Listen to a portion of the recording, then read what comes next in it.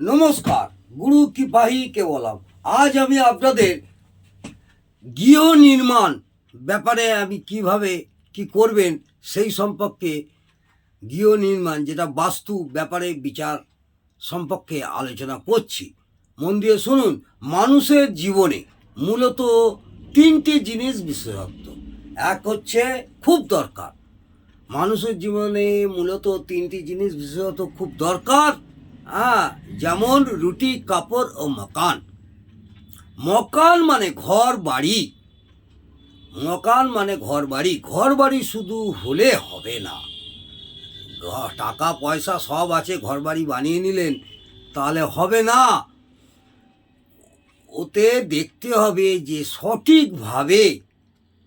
সঠিকভাবে ঘরবাড়ি আপনাকে করতে হবে। সঠিকভাবে তৈরি আছে কি না, এবং কোনো বাস্তুদোষ আছে কি না, জমিতে কোনো বাস্তুদোষ আছে কি না, তা বিবেচনা বিশ্লেষণ করে তারপরে বাড়ি নির্মাণ করবেন বা ঘর নির্মাণ করবেন। বা আপনি কোনো নতুন বাড়ি তৈরি করতে যাচ্ছেন, কিভাবে করা উচিত এবং আপনার জন্মছকে ঘর বাড়ি আছে কি না, তা সুভোগ হবে কি না, সেটাও আপনাকে দেখতে হবে। তৈরি করার পর বাড়িটিকে থাকবে কি না, বাড়িতে বসবাস করতে পারবেন কি না, কোনো বাধা বিপদ আসবে কি না, কোনো পরিবারের কোনো ঝঞ্ঝাট ঝামেলা অশান্তি হবে কি না, বা পারিবারিক কোনো রকম কোনো গণ্ডগোল, বা পরিবারের কেউ এমনকি মৃত্যু পর্যন্ত হতে পারে। সেই সব আগে কোনো জ্যোতিষ ভাইকে দেখিয়ে আপনার জন্মছক বিচার করে তবে বাড়ি নির্মাণ করবেন। লাল কিতাব দ্বারা ভবন নির্মাণের ক্ষেত্রে, বাড়ি নির্মাণের ক্ষেত্রে কিছু ছক আমি আপনাদের আলোচনা করছি। দশম ও একাদশ ভাব দেখতে হবে। যেসব জাতক জাতিকারা বাড়ি নির্মাণ করবেন তাদের লগ্ন থেকে একাদশ ভাব এবং দশম ভাব দেখতে হবে। এই ঘরের স্বামী, অর্থাৎ এই ঘরের স্বামী শনি আছে, এনার কৃপা ছাড়া এই কার্য করা সম্ভব হয় না। অর্থাৎ একাদশ ভাব এবং দশম ভাবে ঘরের স্বামীকে শনি আছে, এটা আপনাকে দেখতে হবে। এই শনি গ্রহ থাকলে এর কৃপা ছাড়া এই কার্য করা সম্ভব হয় না।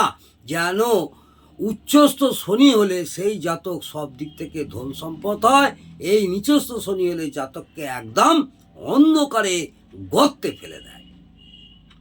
গৃহ নির্মাণের কিছু উপায় আমি নিচে আপনাদের পরে আমি জানাচ্ছি, পরপর আপনাদের বলবো। জীবনে গুরুত্ব, মানুষের জীবনে কত, এই বাড়ি করার সময় পয়সা আছে করে ফেললেন, গৃহ নির্মাণ করে ফেললেন, তারপরে উপযুক্ত ভাবে আপনারা বসবাস করতে পারছেন না, নানা রকম বাস্তুদোষ রয়েছে, তাহলে কিন্তু অনেক অসুবিধার সম্মুখীন হতে হয়।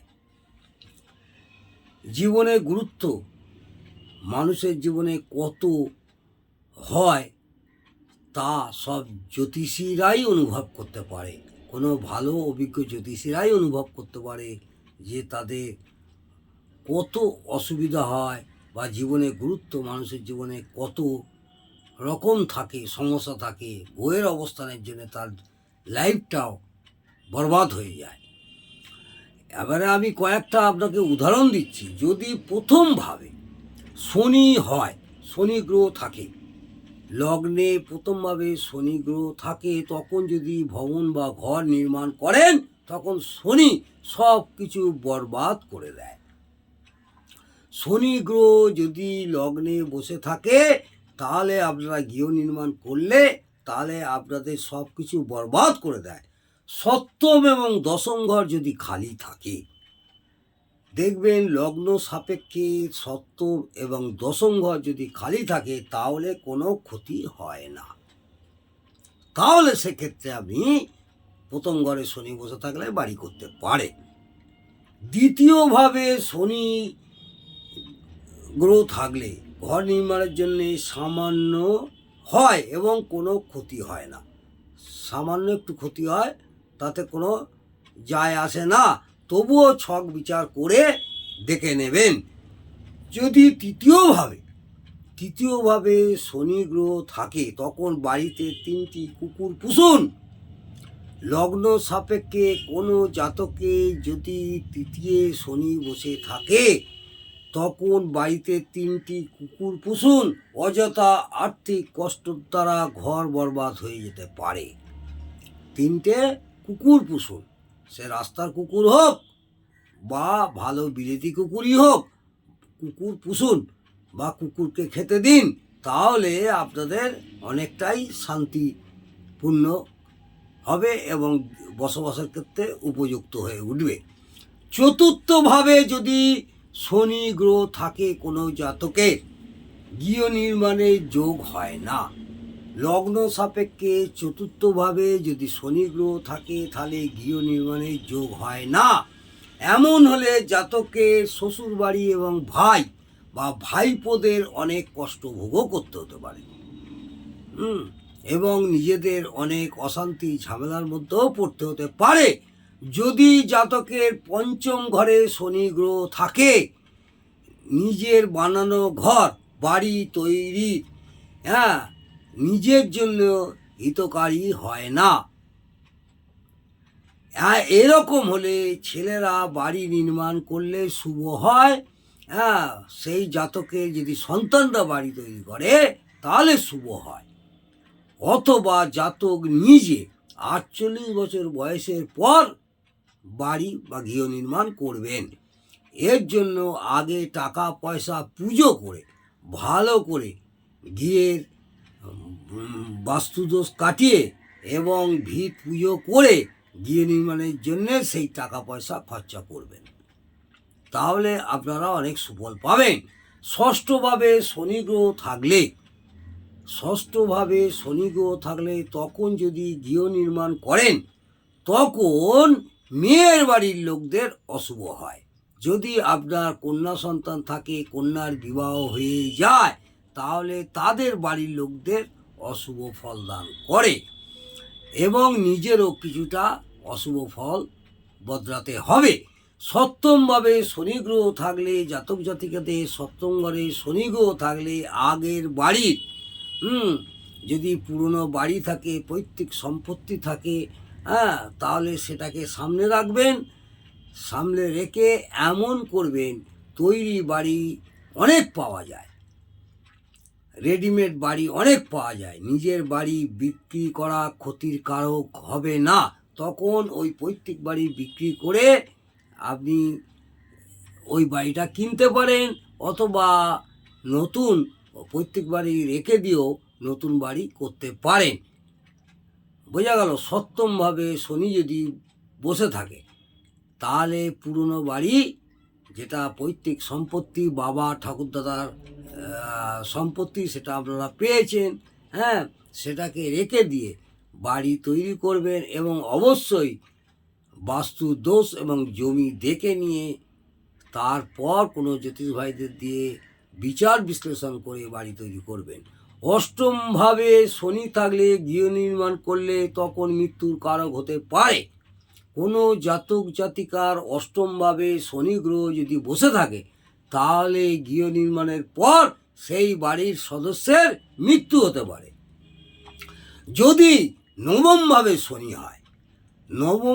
শনি হয়, জাতকের মা বা স্ত্রী গর্ভে সন্তান হলে এবং তখন গৃহ নির্মাণ করলে বাবার খুব খারাপ হতে পারে এবং বাবা মৃত্যুতুল্য ব্যাধিও হতে পারে। দশমভাবে শনি গ্রহ থাকলে, জাতক জাতিকার লগ্ন সাপেক্ষে দশমভাবে শনি গ্রহ থাকলে যতক্ষণ বাড়ি তৈরি না করে ততক্ষণ সেই জাতক খুব ধন অর্জন করে। দশমভাবে যদি শনি গ্রহ থাকে তাহলে বাড়ি তৈরি যতক্ষণ না হয় ততক্ষণ সেই জাতক খুব ধন অর্জন করে, কিন্তু যখন বাড়ি তৈরি করে ফেলবে তখন যদি শনি নিচস্থ বা খারাপ হয় সেই জায়গায় নিধন হয়ে যায়, অর্থাৎ অর্থের জায়গায় সেই যে রোজগারটা করছিল সেই রোজগারের জায়গাটায় অনেকটাই খারাপ ফল প্রদান করে। একাদশভাবে শনি থাকলে সেই সব জাতক জাতিকা 50 বছর বয়স হলে গৃহ নির্মাণ করা উচিত। একাদশভাবে শনি গ্রহ থাকলে 55 বছর পর গৃহ নির্মাণ করবেন। আর যদি বাড়ির দক্ষিণ দিশাতে নিজে থাকেন, হ্যাঁ, তাহলে তাড়াতাড়ি মৃত্যু হয়ে যায়। এমনভাবে বাড়ি তৈরি করতে হবে, কোনো বাস্তুশাস্ত্রবিদকে দিয়ে দেখিয়ে বাড়ির প্ল্যান করে বাড়ি তৈরি করবেন। দ্বাদশভাবে শনি গ্রহ থাকলে জাতক জাতিকা নিজের বাড়ি বানাতে সক্ষম হতে পারে। যদি তার পুরনো বাড়ি বেচে তা সেরকমও করতে চায়, সেই রকমও বাড়ি তৈরি করতে পারবে এবং বাড়ি করা উচিত। বাড়ি 4 কোণে 90 ডিগ্রি হলে খুব ভালো হয়। দ্বাদশভাবে শনি গ্রহ থাকলে সেই সব জাতক জাতিকারা বাড়ি নির্মাণ করলে ক্ষতির সম্ভাবনা 90 ভাগ কেটে যায়। আমি এই যে আপনাদের নিয়মগুলো বললাম, লাল কিতাব অনুসারে, আমার নিজের কথা নয়, লাল কিতাব অনুযায়ী আপনাদের আমি বললাম। যদি আপনারা শুনে এইভাবে নিয়ম মেনে করেন, আশা করব গৃহ নির্মাণ করলে আপনাদের অনেক সুফল পাবেন। প্রথমেই বলবো,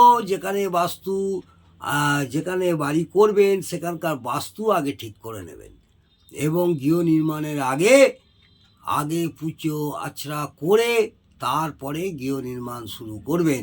না হলে কিন্তু বাড়ি করতে করতে নানা রকম ঝামেলার সৃষ্টিও হতে পারে।